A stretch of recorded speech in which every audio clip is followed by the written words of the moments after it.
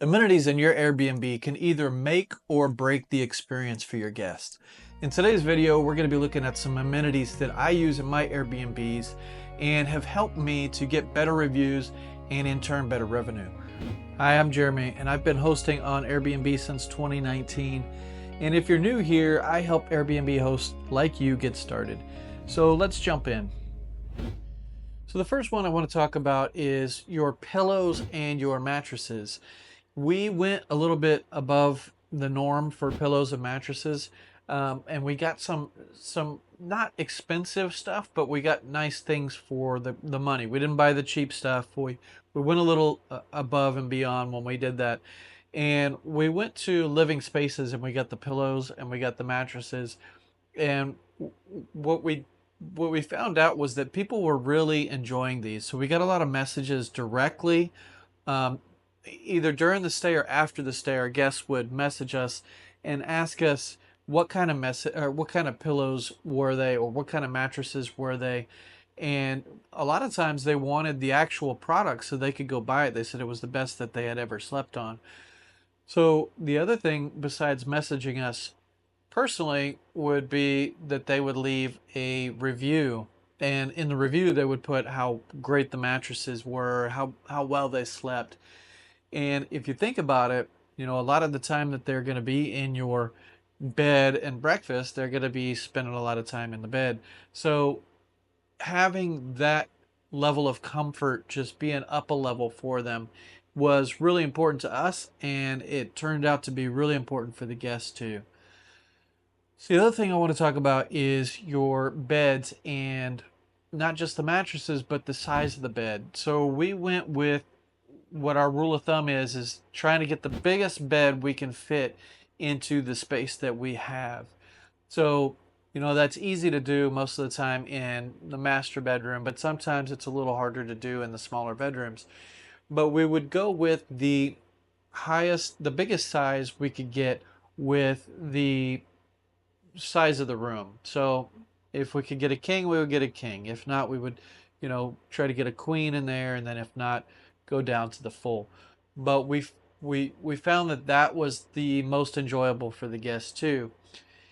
The other thing that we put in all the bedrooms was lamps at the bedside tables. We put lamps so, you know, they could read at night, or they could easily turn the light on or off when they go to bed and when they wake up. And we put lamps throughout the house in different spots too. So if there was somewhere where we thought maybe somebody would be reading a book, you know, we'd put a lamp there where they can, you know, easily read the book. And it gives another level of ambiance to the house with the lighting situation. You don't have to have the big light on. You can turn on the lamps if you'd like.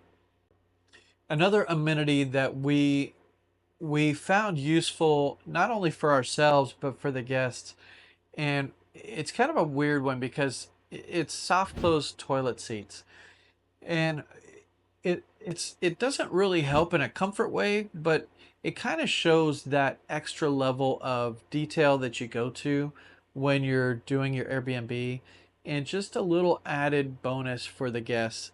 And I don't think even a lot of guests really notice it outwardly, but it's just one of those things that, you know, when you close a toilet, and it's kind of funny to talk about it, but when you do close a toilet, you see it's just like a extra level of, you know, extra touch to it that you don't really think about.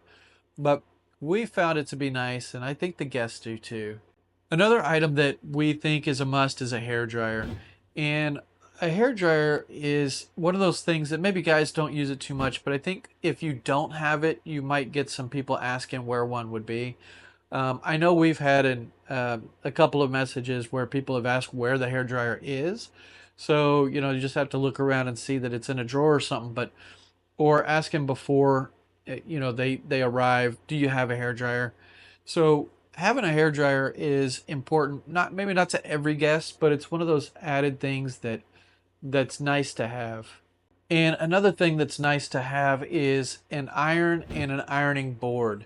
So when you go to a Airbnb and maybe you're going to go out for the night, you're going to go somewhere fancy or something, And it's nice to be able to take your clothes out, and if they're wrinkled, be able to put them on an ironing board, get them ironed out, and get ready for the night and head out. So an ironing board is almost a must as well. And that's another one of those things that sometimes people will ask you if you have one. Another thing that is nice to have in the Airbnb are kind of night lights in strategic places, like having a night light in the bathroom. So the middle of the night, people want to get up and want to stumble all over the place. It's kind of hard to get around in a place that you're not familiar with. So strategically placing night lights, and not so you might not want to put them in places where people sleep, because a lot of people like to be in the dark when they sleep, but put them in strategic places, in hallways or in bathrooms. And I think that's very helpful for people to be able to get around when they're not familiar with the place. Another nice thing to have is hooks. And a lot of people, they'll put their clothes in the closet or on a hanger or whatever, but coats or just any kind of item that they might want to put, a bag or something that they want to hang onto a hook. So we try to put hooks into our rooms where, whatever type of clothing they want to put on it, they can put on it. And it's helpful too, because a lot of times we don't put dressers in our rooms, and we do that for design reasons, and we do it to free up space and stuff like that. But to have a hook instead to be able to put stuff on is very helpful for the guest. And I hate to go back to the toilets again, but the toilet paper that you use is important, and it doesn't cost that much more to use quality toilet paper. And the reason I say this is because we put good toilet paper in our Airbnbs, but one time we had a cleaner that wasn't familiar with our Airbnb. She was kind of a fill-in for the one that couldn't make it, and we ran out of toilet paper in the Airbnb. So I asked her to go get some toilet paper for us, and she did, and she came back, she sent me the receipt, and what she had bought was single ply toilet paper. And we don't do that because it's not it I don't want restaurant style toilet paper in our Airbnbs. It's just, it doesn't leave a good quality feeling for people. Um, and so I didn't really think much of it. We used it that one day and I didn't think much of it. But I actually got in my review, somebody left me a review and it said single ply toilet paper. Really? And ever since then, I've made sure that the cleaners know to restock the better toilet paper. And we usually just supply that anyway. But, that was just kind of an oversight on the cleaner's part that day. But definitely get good toilet paper for your guests. Another thing to think about for the guest stay is sometimes they'll use the laundry in your house. You have your washer and your dryer available for them to use, and we supply the detergent and try to give them good detergent too. So we try to get free and clear detergent for our guests to use. And we've seen we haven't had any complaints. Nobody's said anything negative. And in fact, they have asked for it. If they, before they arrive, they don't know we have it, they'll ask if we use it. Another thing that we put in our Airbnbs is in the bathrooms, we'll use makeup towels specifically. So we'll use darker like hand towels, but darker, usually black. And this has kept a lot of our hand towels from being stained, because makeup can do that. And so we found that using dark or black makeup towels has really helped us to not have to replace towels so much. Another thing that I think is really important is a lot of people, I mean, we're in America, everybody drinks coffee. Most people drink coffee. So having a coffee bar it's a must have, really. And so in order to get a coffee bar that appeals to everybody, we try to do a Keurig single coffee style coffee maker, but we'll also do the carafe style. So we'll give them the option to use either single serve, or if they want to make a full carafe, pitcher style coffee. Some people prefer that. The other thing we do is we offer K-cups for them and coffee for them. And we offer a variety pack. And you can get them off Amazon, but it's just a variety pack of different flavors of coffee. We want to make sure they have a variety of coffees to choose from, and we also want to make sure that they have decaf. So if the variety pack doesn't come in decaf, we usually order another set of decaf for them. So we offer creamers and we offer sugar packets and stir sticks. And we do the packets because it's easier for everybody. There's not a lot of cleanup. The other amenity that we provide for every guest is we try to give them the basic essentials for what they would need to cook. And not just the pots and pans, but more so with like salt and pepper and the cooking oil and any spices that are common or that are ordinary use. So those types of things we like to have hanging around. What we've noticed too is that we've kind of acquired other people's spices. So if they have something that they want and they pick it up from the store or they have it on them already, sometimes they'll leave that behind. So, we've kind of acquired some more spices and stuff over the course of time, over the years, and people just leave stuff. So, just a good variety of cooking essentials. Another good thing to keep around is a water filter in the fridge. So like a water pitcher that has like a Brita filter on it. We had a refrigerator that was really nice at one of ours that had it built into the refrigerator. I think it was a Samsung refrigerator. And so you would put it back into the refrigerator and it would autofill, and it had a filter, and it had filtered water in it all the time. That was a really nice fridge. But if you don't have something like that, then you can just use one of the Brita filter type pitchers and put that in your fridge, fill it up for the guests, and they can refill it if they need to, or the cleaner can refill it after the guest leaves. But it's nice to have some kind of filtered water in the fridge for the guest. The other thing to think about is when they're showering, what they're going to need for their shower. So shampoo and conditioner, body wash, and just a soap or whatever. There's different ways to do this. We have done it several different ways in the past. I don't know that there's a better way to do this. It's kind of just what's more convenient for you and for how your cleaner can better put stuff out. But we've done the containers that we hang on the wall that's just like a dispenser, and you refill those with, refill bottles. You can refill those. The other way that we've done those in the past is just to buy the travel size. You can buy them in bulk, so you get a deal on them. But the travel size shampoo and conditioner and body wash, we've kind of found with those, they kind of walk off faster. So it's a little bit more expensive, I think, to do those, because usually you would replace those after every turnover. And so that can become a little bit more expensive than just using the refill bottle for the dispensers.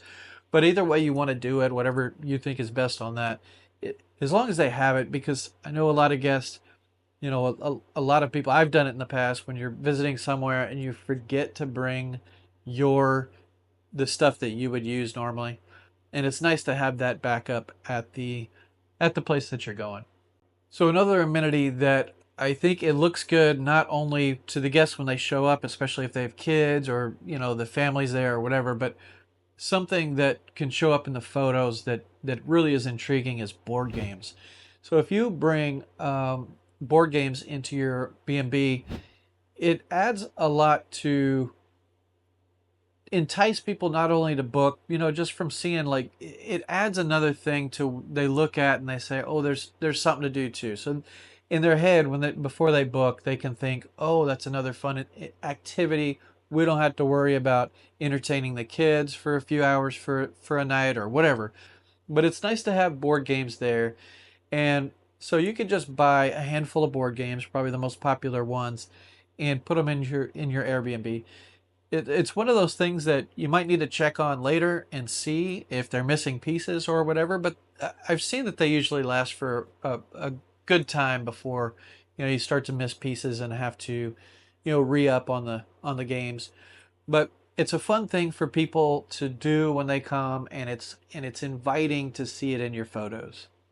Another nice thing to have in an Airbnb, especially, as more people work from home and stuff, is a desk that they can use on for their computer. For a lot of people bring their laptops, but if you bring a desk and you could, the way I've done it in the past is you just provide them with a keyboard and a mouse and a monitor, and then maybe a docking station that they can just plug. So you have all the cables there. They just plug their laptop.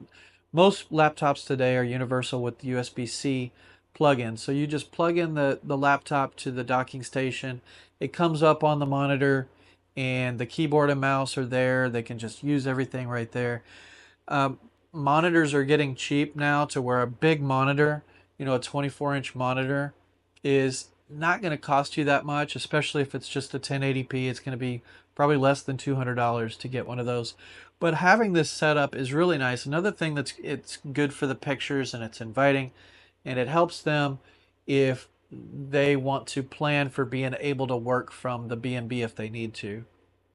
And talking about the desk and the computer workspace and electronics, another amenity that you have to have nowadays is going to be Wi-Fi. And I don't just mean setting up Wi-Fi and, having fast Wi-Fi. Most people have that. But if you go above and beyond with the Wi-Fi and have Wi-Fi available in every space of the house, sometimes if your house is big, the Wi-Fi signal is not going to reach to the back end. Or outside, especially if people want to hang out, if you have a sitting area outside in the backyard or something, you want to make sure that you get some sort of mesh Wi-Fi system or something like that, where you can have Wi-Fi in all the areas of your house, inside and outside, that people are going to sit around or use, their phone or their tablet or their laptop or whatever. So you want to have Wi-Fi available in all places of the house. Another thing that you'll want to think about for people that have their phones and their tablets or whatever is having chargers for them. So in a lot of areas where either they're going to be sitting or they're going to be sleeping or whatever, it's nice to have something that's in the wall there that either they can plug into with their own personal thing, or if you have like a little dock that they can plug into. Different people have different types of chargers. Some of the older iPhones use different chargers. A lot of things now are USB-C, but everything's moving more towards that, which is nice. But just having something that people can plug into, recharge their laptops, their tablets, or phones. So it's nice to have chargers in a lot of spaces in the house. And the last amenity that I'll talk about today is a first aid kit. And it's real important, I think, to have a first aid kit for safety reasons, obviously. But when somebody slices their finger open or something happens like that, you especially don't want blood all over your house. But you got to also be sure that they have something that they can bandage up with or get better with, because you never know what's going to happen. So it's just a good safety precaution, that and maybe a fire extinguisher, under the sink. Just have those items for them in case of emergency, and it's just nice to have in case you need it.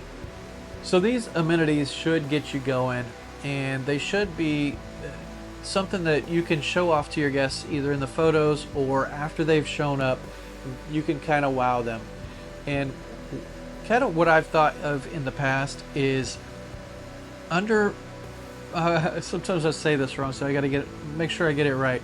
But under promise and over deliver.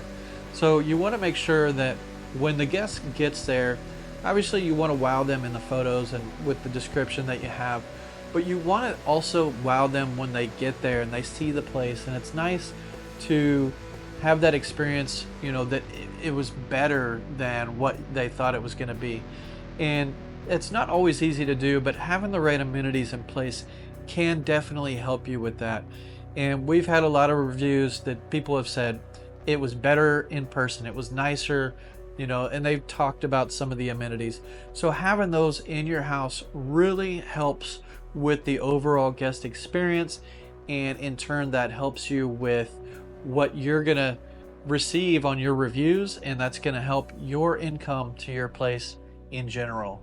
If you're new to hosting or you haven't started hosting yet, then I've got another video right here that you can watch, and it gives you some tips on what I wish I knew before I started my Airbnb.